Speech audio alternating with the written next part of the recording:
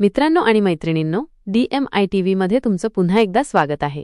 आज आपण एक असा विषय घेऊन आलो आहोत जो आपल्या समाजाचा अविभाज्य भाग आहे आणि ज्याशिवाय आपल्या देशाची प्रगती अपूर्ण आहे। इयत्ता 9वीच्या इतिहास आणि राज्यशास्त्र विषयातील धडा क्रमांक 6 महिला व अन्य दुर्बल घटकांचे सक्षमीकरण याबद्दल आज आपण सविस्तर चर्चा करणार आहोत। हा धडा केवळ अभ्यासक्रमाचा भाग नाही, तर तो आपल्या सामाजिक बांधिलकीचा आरसा आहे। या व्हिडिओमध्ये आपण महिलांच्या सक्षमीकरणासाठी झालेले कायदे, त्यांची समाजात वाढलेली भूमिका आणि दुर्बल घटकांना जसे की अनुसूचित जाती, जमाती, भटक्या विमुक्त जाती, अल्पसंख्याक मुख्य प्रवाहात आणण्यासाठी शासनाचे प्रयत्न या सर्वांचा सखोल अभ्यास करणार आहोत। समाजात समानता आणि न्याय प्रस्थापित करण्यासाठी उचललेली पावले आपण अगदी जवळून पाहणार आहोत। पण त्याआधी एक छोटी विनंती, जर तुम्ही अजून DMI ला सबस्क्राइब केलं नसेल तर लगेच खालील सबस्क्राइब बटनावर क्लिक करा आणि बेल आयकॉन दाबायला विसरू नका, जेणेकरून तुम्हाला आमच्या प्रत्येक नवीन व्हिडिओची सूचना मिळेल। तुमच्या सपोर्टमुळेच आम्हाला असे माहितीपूर्ण व्हिडिओ बनवण्यासाठी प्रोत्साहन मिळतं। चला तर मग कसला उशीर, आजच्या आपल्या या महत्त्वपूर्ण धड्याला सुरुवात करूया। स्वातंत्र्य लढ्यात स्त्रियांनी मोठ्या प्रमाणात भाग घेतला होता। स्वातंत्र्योत्तर काळातही स्त्रियांचे योगदान सर्वच क्षेत्रांमध्ये महत्त्वपूर्ण आहे, त्याचा अभ्यास आपण या पाठात करणार आहोत। तसेच स्त्रियांच्या आणि अन्य दुर्बल घटकांच्या संदर्भातील कायद्यांचा अभ्यास करणार आहोत। हे माहीत करून घ्या, दरहजारी पुरुषांमागे स्त्रियांचे प्रमाण। जनगणना वर्ष स्त्रियांचे प्रमाण 1951, 946, 1961, 941, 1971, 930, 1981, 934, 1991, 927, 2001, 933। दरहजारी पुरुषांमागे स्त्रियांचं प्रमाण का घटत आहे या कारणांचा शोध घ्या। भारतातील स्त्रियांच्या परिस्थितीचा अभ्यास करताना असे लक्षात येते की त्यांच्या अनेक समस्यांचे मूळ पुरुषांच्या मानसिकतेत दडले आहे। आज आपण 21व्या शतकात आलो तरी या पुरुषी मानसिकतेतून आपली सुटका झालेली नाही। महात्मा गांधीजींच्या तत्त्वज्ञानावर विश्वास ठेवून सुरू झालेल्या भूदान चळवळीत विनोबांनी स्त्री शक्तीचा उपयोग केला। स्त्री कार्यकर्त्या भारतभर भूदानाचा विचार घेऊन गेल्या। निजामशाही व सरंजामी व्यवस्थेला आव्हान देणाऱ्या तेलंगणातील शेतकऱ्यांच्या मुक्तीलढ्यात स्त्रियांचा सहभाग लक्षणीय होता। हा भाग वेठबिगारमुक्त झाल्याने स्त्रियांची या संकटातून मुक्तता झाली। स्त्री शक्तीचा आविष्कार, लाटणे मोर्चा, जीवनावश्यक वस्तूंची टंचाई आणि महागाई यांचा सर्वाधिक सामना करणाऱ्या स्त्रियांनी 1972 मध्ये महाराष्ट्रात आपली संघटित ताकद दाखवून दिली। समाजवादी नेत्या मृणाल गोरे यांच्या नेतृत्वाखाली मुंबईत महिलांनी लाटणे मोर्चा काढला। ऐन दिवाळीत तेल, तूप, साखर, रवा, मैदा या वस्तू मिळत नव्हत्या। रॉकेल महाग झाले होते। यामुळे महिलांनी एकत्र येऊन हातात लाटणे घेतले आणि मोर्चे काढले। या आंदोलनाला यश मिळाले आणि महिलांच्या सामूहिक शक्तीचा आविष्कार जनतेला समजला। चिपको आंदोलन स्त्री शक्तीचा विधायक आविष्कार 1973च्या चिपको आंदोलनात दिसून आला। हिमालयाच्या पायथ्याशी असणाऱ्या जंगलातील झाडे व्यापारी उद्देशासाठी मोठ्या प्रमाणावर तोडली जाणार होती। या विरोधात चंडीप्रसाद भट्ट व सुंदरलाल बहुगुणा यांनी आंदोलन केले। स्त्रियांनी हातात हात घालून वृक्षाभोवती फेर धरण्याचे तंत्र अवलंबले। वृक्षतोड होऊ नये म्हणून जंगलातील झाडांना मिठी मारून त्यांचा बचाव करणे असे आंदोलनाचे स्वरूप असल्याने त्याला चिपको आंदोलन म्हणतात। आंदोलनात स्त्रियांनी मोठ्या प्रमाणात सहभाग घेतला। या परिसरातील कृषी अर्थव्यवस्थेत महिलांचा व्यापक सहभाग होता। गौरादेवी या कार्यकर्तीने स्त्रियांमध्ये जागृती केली। त्यांना सुदेशा देवी, बचनी देवी यांची मदत मिळाली। मद्यपान विरोधी आंदोलन 1992 मध्ये आंध्र प्रदेशात मद्यपान विरोधी चळवळ सुरू झाली। पुढे त्याला विविध राज्यांमध्ये चांगला प्रतिसाद मिळाला। मद्यपानाच्या व्यसनामुळे घरातील कर्तापुरुष अकाली मृत्यू पावल्यास घरातील अन्य सदस्यांवर संकट ओढवते। याचा सर्वाधिक फटका स्त्रियांना बसतो। दारूमुळे दुःख, दैन्य यांचा सामना करावा लागतो। या आंदोलनाला आंध्र प्रदेशातील अरक विरोधी आंदोलन उपयोगी पडले। आंध्र प्रदेशात सरकारी धोरणामुळे स्थानिक दारू विक्रेत्यांनी गावोगावी दुकाने उघडली। गावोगावची गरीब, कष्टकरी जनता दारूच्या आहारी गेली होती। अशातच राज्यात साक्षरता कार्यक्रम खेड्यापाड्यांत राबवला जात होता। या कार्यक्रमात सीतामा कथा, सीतेची गोष्ट सांगितली जायची। सीता गावकऱ्यांत जागृती निर्माण करून दारूला कशी अटकाव करते हे या कथेत सांगितले होते। 1992 मध्ये आंध्र प्रदेशातील नेल्लोर जिल्ह्यातील दुबागुंटा गावात 3 तरुण दारूच्या नशेत एका तळ्यात बुडून मरण पावले। या घटनेच्या निमित्ताने गावातील महिला एकत्र आल्या। त्यांनी अरक विक्रीचे दुकान बंद पाडले। ही बातमी स्थानिक वर्तमानपत्रात छापून येताच गावोगावी तिचा परिणाम झाला। राज्यभर आंदोलन पसरल्याने सरकारने दारू विक्री विरोधात कडक धोरण स्वीकारले। आंतरराष्ट्रीय महिला वर्ष संयुक्त राष्ट्रे या संघटनेने 1975 हे आंतरराष्ट्रीय महिला वर्ष म्हणून घोषित केले होते। शांतता, विकास आणि स्त्री पुरुष समानता ही या कार्यक्रमाची त्रिसूत्री होती। भारत सरकारने 1975 मध्ये डॉक्टर फुलरेणू गुहा यांच्या अध्यक्षतेखाली महिला आयोगाची स्थापना केली. या आयोगाने स्त्रियांच्या सामाजिक स्थानासंदर्भात खालील सर्वंकष मुद्द्यांच्या आधारे पाहणी केली.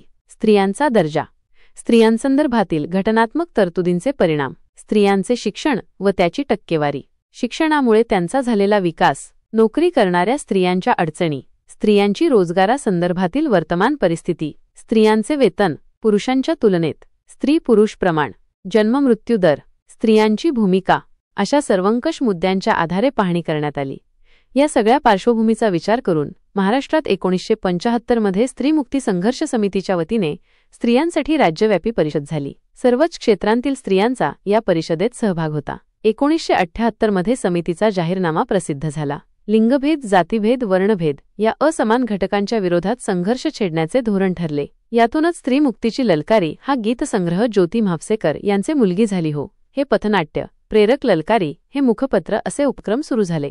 1977 मध्ये सौदामिनी राव यांनी स्थापन केलेली पुण्यातील स्त्रीमुक्ती आंदोलन समिती, बायजा हे द्वैमासिक, औरंगाबादमध्ये स्त्री उवाच, मैत्रीण, स्त्री अन्यायविरोधी मंच, कोल्हापूरमध्ये महिला दक्षता समिती, नाशिकमध्ये महिला हक्क, लातूरमधील नारी प्रबोधन मंच असे गट तयार झाले. महाराष्ट्रभर हुंडा विरोधी संरक्षण समित्या स्थापन झाल्या. धुळे शहरात स्त्री अत्याचार विरोधी परिषद आयोजित करण्यात आली होती. विद्या बाळ यांची नारी समता मंच आणि मिळून साऱ्याजणी ही नियतकालिके, समाजवादी महिला सभा, क्रांतिकारी महिला संघटना यांचेही कार्य स्त्री प्रश्नांच्या संदर्भात महत्त्वाचे ठरले. महाराष्ट्रातील रोजगार हमी योजनेने स्त्री सबलीकरणास मदत केली. प्रमिला दंडवते यांनी दिल्लीत 1976 मध्ये महिला दक्षता समिती स्थापली. आंध्र प्रदेश, तमिळनाडू, केरळ, ओडिशा, मध्य प्रदेश, उत्तर प्रदेश, पंजाब या राज्यांतून या समितीच्या शाखा निघाल्या. कम्युनिस्ट पक्षाने अखिल भारतीय जनवादी महिला संघटना 1980 मध्ये स्थापन केली. या संघटनेच्या शाखा भारतभर काढण्याचे प्रयत्न केले गेले. संघटनेने हुंडा, स्त्री भ्रूणहत्या, कौटुंबिक अत्याचार या प्रश्नांवर संघर्ष छेडला. विविध पातळ्यांवर स्त्री प्रश्नांवर संशोधन सुरू झाले. भारतातील पहिले महिला विद्यापीठ श्रीमती नाथीबाई दामोदर ठाकरसी महिला विद्यापीठ, मुंबई, टाटा समाज विज्ञान संस्था, मुंबई सावित्रीबाई फुले, पुणे विद्यापीठ, पुणे शिवाजी विद्यापीठ, कोल्हापूर येथे स्त्री अभ्यास केंद्रे स्थापण्यात आली. आलोचना व दृष्टी या केंद्रांनी सुद्धा या प्रश्नी महत्त्वाची भूमिका बजावली. स्त्रियांच्या संदर्भातील कायदे 1952च्या कायद्यानुसार भारत सरकारने हिंदू स्त्रियांना पोटगीचे अधिकार दिले. वडिलांच्या संपत्तीत वाटा देण्यात आला. स्त्रीधनावर तिचा अधिकार निर्माण झाला. बहुपत्नीत्व संपुष्टात येऊन पुरुषांप्रमाणेच स्त्रियांनाही घटस्फोटाचा अधिकार देण्यात आला. पुढच्या दशकभरात स्त्रियांच्या संदर्भात एक पाऊल पुढे टाकणारा कायदा झाला.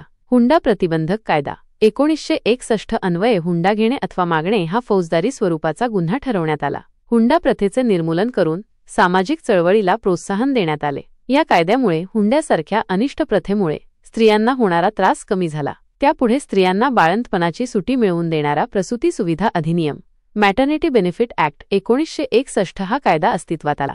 या कायद्याने स्त्रियांना बाळंतपणासाठी रजा मिळवण्याचा अधिकार मिळाला.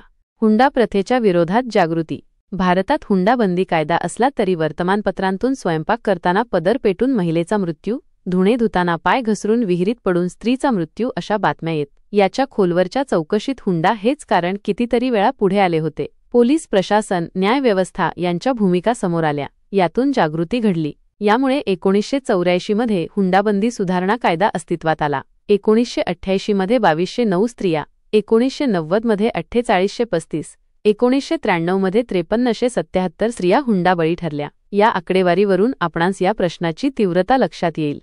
कौटुंबिक न्यायालय 1984 विवाहासंदर्भातील वाद, सांसारिक समस्या व त्यांतून निर्माण होणारे प्रश्न, पोटगी, एकल पालकत्व, विभक्त राहणे, अपत्यांचे संगोपन व मालकी अशा कुटुंब व्यवस्थेशी निगडीत वादांची सोडवणूक करण्यासाठी कौटुंबिक न्यायालय स्थापन करण्यात आली. या न्यायालयात साक्षी पुरावे तपासण्यापेक्षा सामंजस्य आणि वकिलांऐवजी समुपदेशकांना प्राधान्य देण्यात आले. प्रकरणे वेगाने पण न्याय पद्धतीने सोडवण्यावर भर देण्यात आला.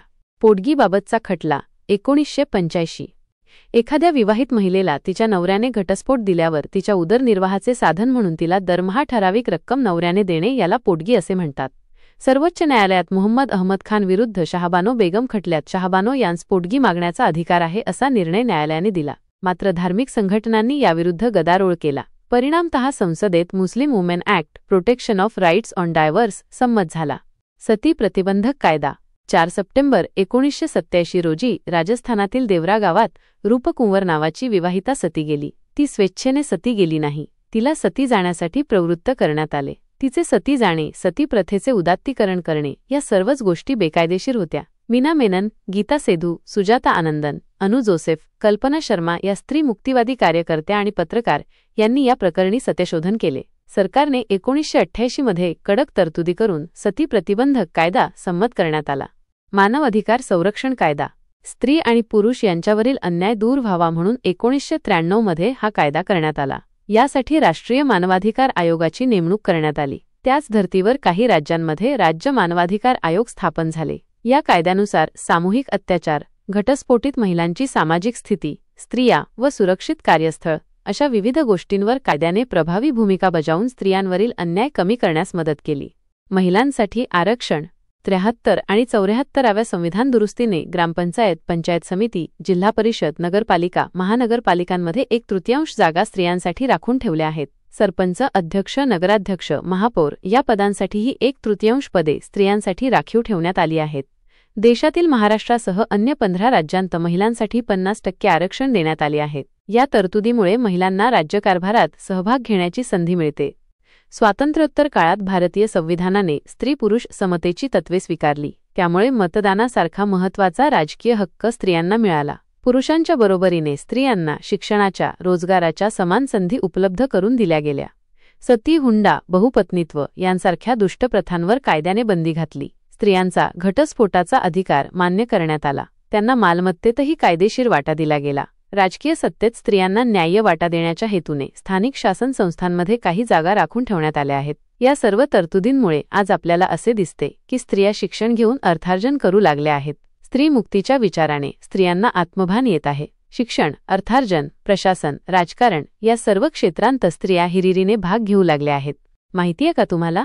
भारतात अनेक महिलांनी मुख्यमंत्री म्हणून आपापल्या राज्याचे नेतृत्व केले आहे. त्यांची यादी खालीलप्रमाणे: सुचेता कृपलानी, उत्तर प्रदेश; नंदिनी सतपथी, ओडिशा; जयललिता, तामिळनाडू; मायावती, उत्तर प्रदेश; वसुंधरा राजे, राजस्थान; ममता बॅनर्जी, पश्चिम बंगाल; राबडी देवी, बिहार; आनंदीबेन पटेल, गुजरात; शीला दीक्षित, दिल्ली; मेहबूबा मुफ्ती सईद, जम्मू आणि काश्मीर; उमा भारती, मध्य प्रदेश; राजेंद्र कौर भट्टल, पंजाब; सुषमा स्वराज, दिल्ली; शशिकला काकोडकर, गोवा; सईदा अनवर तैमूर, आसाम; जानकी रामचंद्रन, तामिळनाडू. या महिलांनी मुख्यमंत्री म्हणून आपापल्या राज्याचे नेतृत्व केले आहे. माहीत आहे का तुम्हाला? न्यूयॉर्क शहरात 8 मार्च 1857 रोजी एक मोर्चा निघाला होता. कामाचे तास कमी करावे, योग्य मोबदला मिळावा, पाळणाघरे असावी इत्यादी मागण्यांसाठी निघालेला हा कामकरी महिलांचा पहिलाच मोर्चा होता.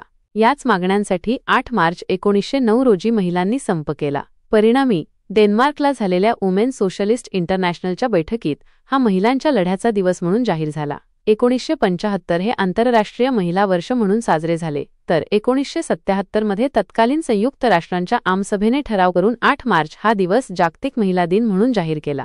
अनुसूचित जाती. स्वातंत्र्योत्तर काळात आपल्या संविधानाने स्वातंत्र्य, समता, बंधुत्व व सामाजिक न्याय या मूल्यांचा पुरस्कार केला. त्याला अनुसरून अस्पृश्यतेच्या रूढीवर कायद्याने बंदी आणली. संविधानाच्या 17व्या अनुच्छेदानुसार अस्पृश्यता नष्ट करण्यात आली आणि अस्पृश्य वर्गाचा समावेश अनुसूचित जातींमध्ये करण्यात आला. अनुसूचित जातींचे सामाजिक व आर्थिक मागासलेपण लक्षात घेऊन त्यांचा विकास साधता यावा म्हणून त्यांना शिक्षणात व नोकऱ्यांत प्रतिनिधित्व देण्यात आले. अनुसूचित जमाती. अनुसूचित जातींप्रमाणेच देशाच्या दुर्गम भागात राहणाऱ्या आदिवासी समाजाचेही काही प्रश्न आहेत. आधुनिक सुधारणांपासून दूर राहिल्यामुळे त्यांची आर्थिक व सामाजिक परिस्थिती मागासलेली आहे. अलीकडे आदिवासी जमातींच्या परिस्थितीत सुधारणा होत असली तरी जंगल उत्पादने व शेतीशिवाय त्यांना उपजीविकेचे अन्य साधन नाही. शेती करण्याची आधुनिक अवजारे त्यांच्यापर्यंत पोहोचली नाहीत. त्यामुळे शेतीतून त्यांना मिळणारे उत्पन्न अत्यल्प असते. शिवाय त्यांची शेती डोंगरमाथ्यावर असते, ती सुपीक नसते. निकृष्ट व अपुऱ्या आहारामुळे त्यांचे पोषण व्यवस्थित होत नाही. दुर्गम भागातील आदिवासींना वेळेवर वैद्यकीय मदत मिळणे कठीण जाते. यासाठी आदिवासी जमातींना विशेष संरक्षण देण्याची गरज आहे. भारतीय संविधानात आदिवासींना अनुसूचित जमाती म्हणून गणले आहे. त्यांना कायदेमंडळ, शिक्षण, सरकारी सेवा इत्यादी क्षेत्रांत प्रतिनिधित्व देण्यात आले. भटक्या व विमुक्त जाती जमाती. उदरनिर्वाहासाठी गावोगावी फिरत राहणाऱ्या जाती जमातींचा भटक्या जमाती या गटात समावेश होतो. पशुपालन व अन्य स्वरूपाचे व्यवसाय करून हे गट आपली उपजीविका करतात. ब्रिटिशांनी यातील काही जमातींवर गुन्हेगारी जमाती असा शिक्का मारला. ब्रिटिशांनी 1871 सालच्या गुन्हेगारी प्रतिबंधक कायद्यांतर्गत या जमातींपैकी प्रमुख गटांचा गुन्हेगारी जमाती म्हणून उल्लेख केला आणि त्यांचे व्यवसाय व हालचाली यांवर निर्बंध घालण्यात आले. स्वातंत्र्योत्तर काळात हा अन्यायकारक कायदा रद्द करण्यात आला. या जमातींवरील बंधने उठवण्यात आली. अशा जमातींचा समावेश विमुक्त जमाती या गटात करण्यात आला. त्यांच्या सामाजिक व आर्थिक विकासासाठी शासनामार्फत विशेष प्रयत्न करण्यात येत आहेत.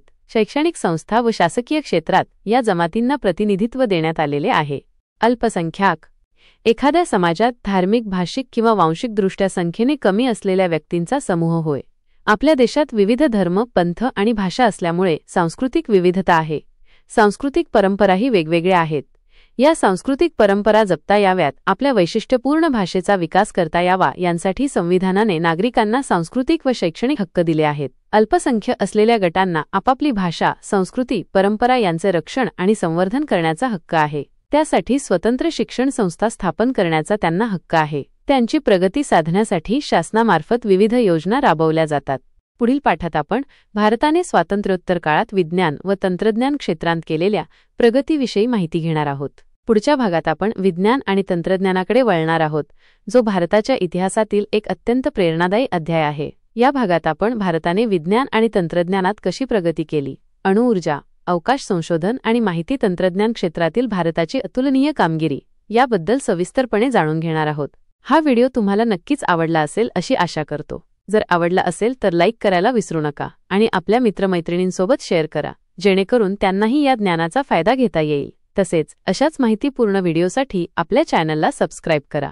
तुमच्या काही शंका किंवा अडचणी असल्यास त्या कमेंट बॉक्समध्ये नक्की सांगा. मी तुमच्या प्रश्नांची उत्तरे देण्याचा नक्कीच प्रयत्न करेन. भेटूया लवकरच पुढच्या पाठात. धन्यवाद.